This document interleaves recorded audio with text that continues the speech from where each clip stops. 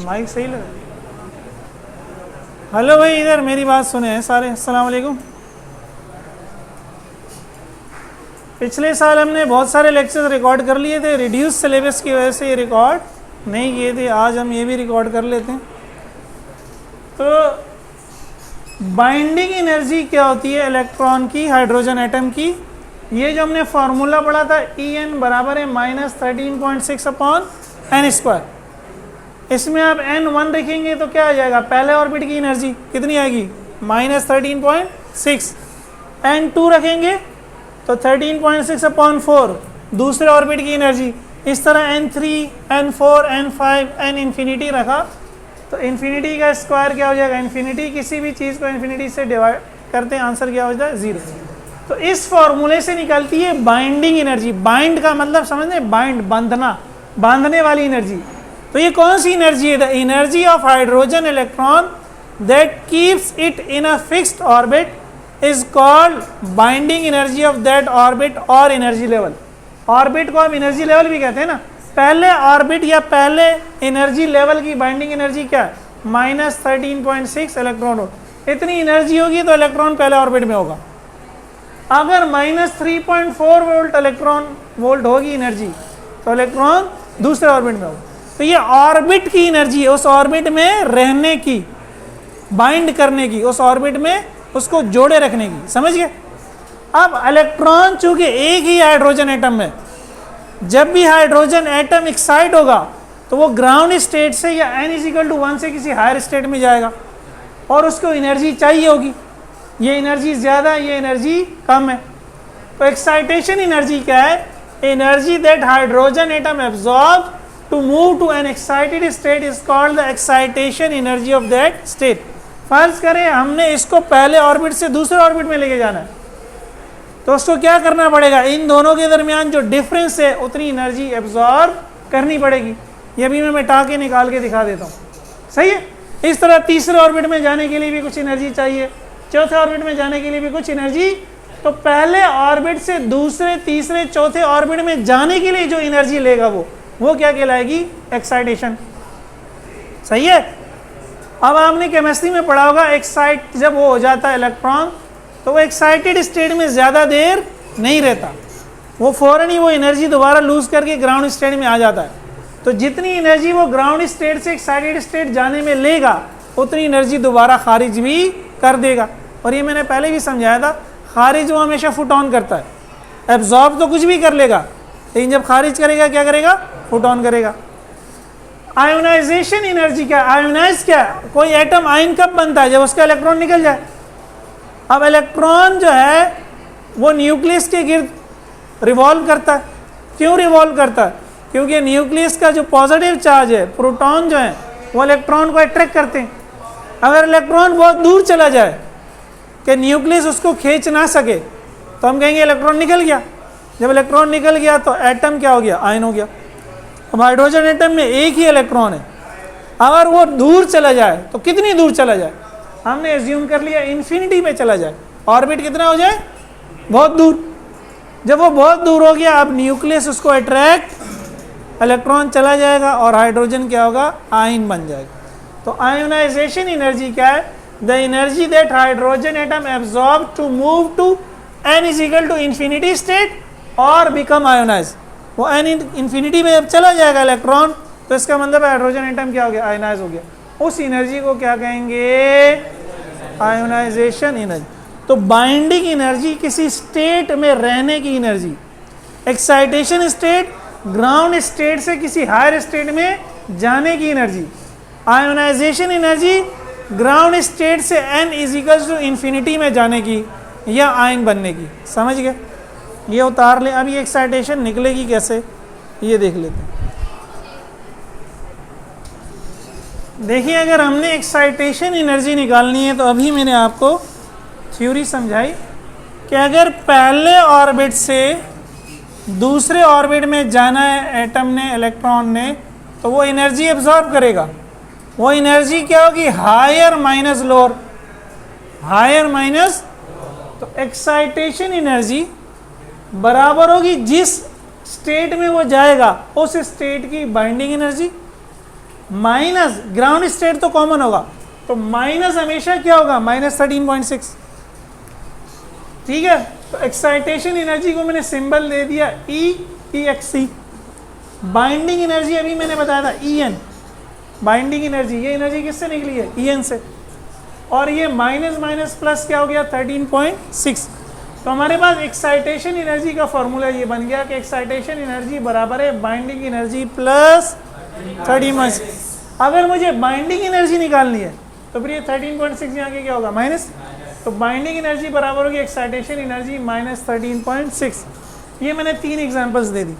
फर्ज करें N1 से N2 में जाना है, तो excitation energy binding energy plus 13.6, excitation energy binding energy N2 की जहाँ जा रहा है वो कितनी है, -3.4 प्लस 13.6, ये सारा इलेक्ट्रॉन वोल्ट है।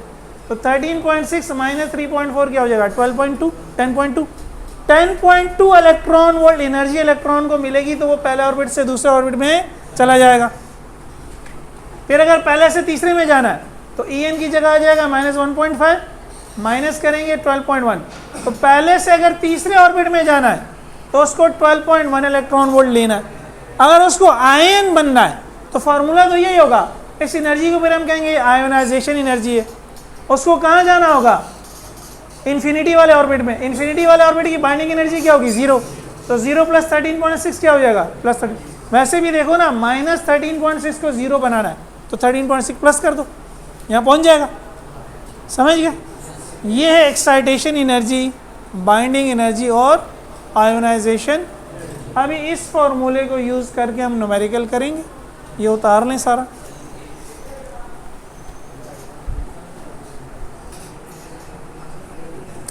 देखें, ये जो अगली प्रॉब्लम है हमारी, पहली प्रॉब्लम एक्साइटेशन एनर्जी की, वो की प्रॉब्लम नंबर 5 है और एग्ज़ाम में 2013 2-5 सेक्शन बी क्वेश्चन नंबर 5 क्या कहा गया है इसमें, A hydrogen atom in the ground state get excited by absorbing a photon of 12.15 electron volt. Ground state से उसने 12.15 इलेक्ट्रॉन वोल्ट जज्ब करके एक्साइट हो गया, तो ये कौन सी एनर्जी हो गई, एक्साइटेशन। ठीक है, इसको नाम दे दिया ई excitation. Find the quantum number of this state. इस स्टेट का क्वांटम नहीं, किस स्टेट का, जिसमें वो एक्साइट होके पहुंच गया, तो क्वांटम नंबर n निकालना। अभी मैंने फॉर्मूला कहा था कि अगर हमें एक्साइटेशन एनर्जी दी है तो हम बाइंडिंग एनर्जी निकाल सकते हैं। ये फॉर्मूला लिख दिया, वैल्यू पुट कर दी, इसमें से ये माइनस हो गया -1.45। अब बाइंडिंग एनर्जी का ये फॉर्मूला है। अब हमें बाइंडिंग एनर्जी पता है तो n निकल आएगा। En बराबर हो गया -13.6/n। अगले स्टेप में क्या गया, ये इधर आ गया, ये इधर आ गया, तो n² बराबर हो गया -13.6/En। En की वैल्यू रखी, माइनस माइनस प्लस हो गया, डिवाइड किया 9.37 आया, स्क्वायर रूट लिया, ये 3 पॉइंट समथिंग आएगा ना।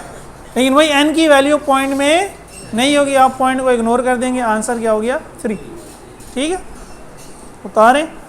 इसके बाद अगला सवाल है प्रॉब्लम 4, वो 2005 में आया हुआ है 7D। वो देखिए ज़रा इसको उतारने के बाद। अब देखिए ये जो अगला प्रॉब्लम है, प्रॉब्लम नंबर 4, ये भी एग्जाम में आया हुआ है। क्या कह रहा है इस प्रॉब्लम में, in a hydrogen atom an electron experiences transition from a state whose binding energy 0.54। Electron एक ट्रांजिशन कर रहा है, यानी आ रहा है, कहाँ से आ रहा है, ऐसी स्टेट से जिसकी बाइंडिंग एनर्जी 0.54 है। तो ये देख लो 0.54 किसकी है, फिफ्थ की, और हमें पता है ये माइनस में होती है, प्लस में, तो ये हमने माइनस लगा दिया खुद ही। ठीक है, अच्छा, to the state whose excitation energy is 10.2। वो यहाँ से एक ऐसी स्टेट में आया जिसकी एक्साइटेशन 10.2 है, जिसकी एक्साइटेशन अभी निकाली थी, किसकी 10.2 आई थी, एक्साइटेशन एनर्जी किसकी 10.2 आई थी, इसकी आई थी ना। देखो ना, 13.6 में से 3.4 निकालोगे तो 10.2 बचेगा ना। ठीक है, यहाँ से यहाँ जाने के लिए उसको 10.2 चाहिए। ये जो एनर्जी का गैप है ये गैप कितना है 10.2, यानी वो ये कह रहा है कि 2 में आ गया, 5 से 2 में, हमें पता है थ्योरी से, लेकिन हमें निकाल के बताना है। सही है, तो मैंने क्या लिखा है, हायर स्टेट, पहले जो हायर स्टेट है उसमें बाइंडिंग एनर्जी है, बाइंडिंग एनर्जी एन है कितनी -0.54, इसके लिए हम एन निकालेंगे, लेकिन वो एन क्या होगा N2। फिर लोअर स्टेट जिसमें आ रहा है उसके लिए एक्साइटेशन एनर्जी है, इसके लिए जो फिर मैं एन निकालूंगा वो क्या होगा N1। तीसरे में कह रहा है लैम्डा भी निकालो, ये तो हम बार बार निकाल चुके, N1 और N2 की वजह से लैम्डा निकाला है ना। कितने न्यूमेरिकल किए थे 10, कितने न्यूमेरिकल किए थे, तो ये तो कोई मसला नहीं होना चाहिए। पहला भी जब En दिया हुआ है, अभी हमने किया En बराबर है -13.6/n², अगेन n² अपनी जगह पे रहा, En वहाँ जा, n² इधर आ गया, En यहाँ आ गया, वैल्यूज पुट की, वही अभी जो किया था, डिवाइड किया 25.1 आ गया, स्क्वायर लिया 5 आ गया, लेकिन ये हायर है तो इसलिए मैंने क्या नाम दे दिया N2।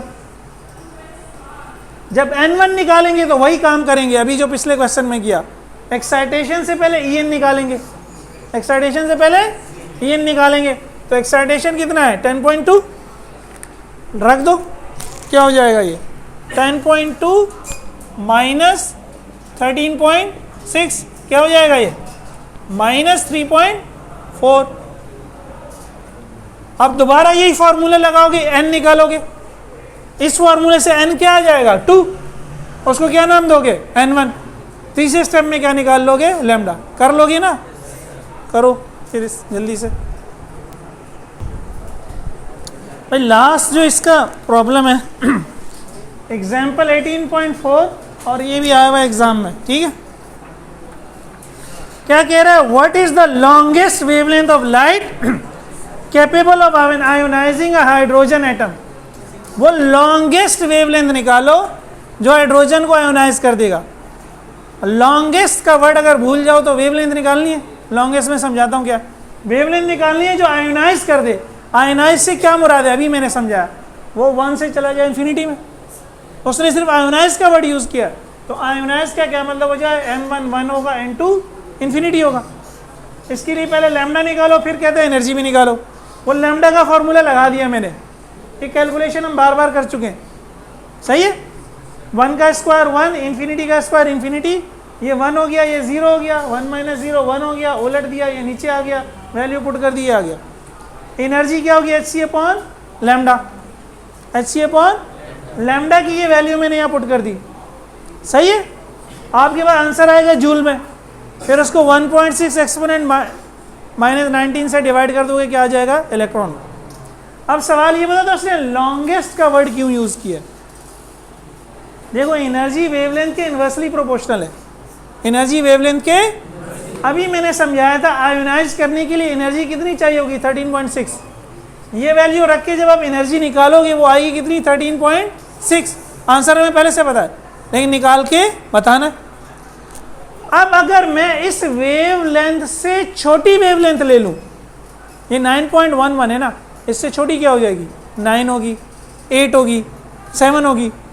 अगर मैं वेवलेंथ छोटी लूंगा एनर्जी बड़ी आएगी, यानी इस वेवलेंथ पे एनर्जी क्या आएगी 13.6, 8 पे 13.6 से भी ज़्यादा आ जाएगी, 7 पे और भी ज़्यादा आएगी। तो जब एनर्जी 13.6 से ज़्यादा है वो मिनिमम रिक्वायरमेंट से ज़्यादा है। इलेक्ट्रॉन को इन्फिनिटी में जाने के लिए 13.6 चाहिए, आप ज़्यादा दे रहे हो तो भी वो खुश है, फिर तो वो कहेगा अच्छी बात है, मैं आसानी से चला जाऊँगा, सही है।